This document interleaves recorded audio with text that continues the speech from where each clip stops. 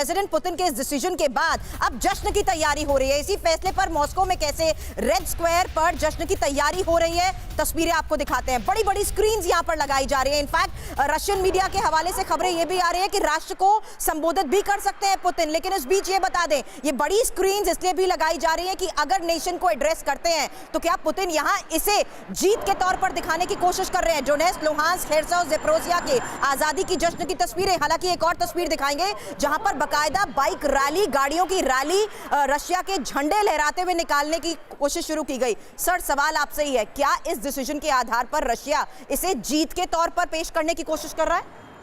जी हाँ, रेफरेंडम की सफलता को पुतिन चाहेंगे कि ये जीत के तौर पे पेश की जाए, लेकिन अगर इसे देखा जाए, इसका एनालिसिस की जाए तो इसके अंदर कई खामियां नज़र आ रही हैं। रेफरेंडम के साथ जो मोबिलाइजेशन की बात हुई थी, पार्शियल मोबिलाइजेशन, वो बुरी तरह फेल हुआ।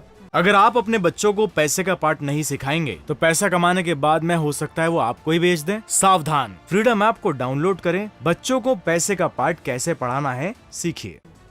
रेफरेंडम के साथ वो बेशक उसको अपने में मिलाने की बात कर रहे हो, लेकिन जो यूक्रेन के अटैक्स हैं लुहांस्क में, खार्किव में, डोनेट्स्क में, वो नहीं रोक पा रहे हैं। वही हालत खेरसौन में भी है। आपको बताता चलूं कि ज़ेपोरिज़िया और खेरसौन पूरी तरीके से रूस के नियंत्रण में आज भी नहीं है। डोनेट्स्क भी उनके नियंत्रण में नहीं है।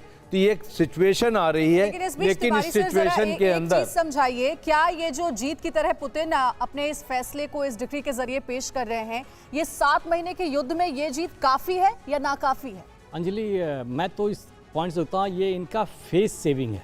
बिकॉज ये लड़ाई देखिए हमेशा कभी इधर उधर झुकाव चलता जा रहा है। अभी इस सिचुएशन में पहुंच चुके हैं कि रशिया को समझ में नहीं आ रहा हम क्या करें, और यूरोपियन नेशंस को समझ में नहीं आ रहा क्या करें।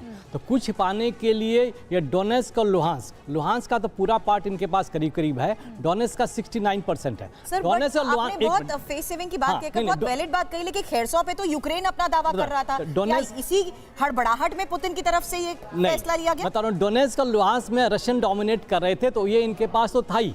तो पुतिन क्या दिखाना चाहेंगे कि हमने अधिक क्या किया, इसलिए ज़ेपोरिज़िया और ये खेरसौन को ऐड किया है। और प्लस इनका मेन उद्देश्य है वो आज नहीं होगा, 10 साल के बाद होगा। ये ओडेसा तक पहुंचना चाहेंगे किसी तरीके से। अगर आप अपने बच्चों को पैसे का पार्ट नहीं सिखाएंगे तो पैसा कमाने के बाद में हो सकता है वो आपको ही बेच दें। सावधान, फ्रीडम ऐप को डाउनलोड करें, बच्चों को पैसे का पार्ट कैसे पढ़ाना है सीखिए।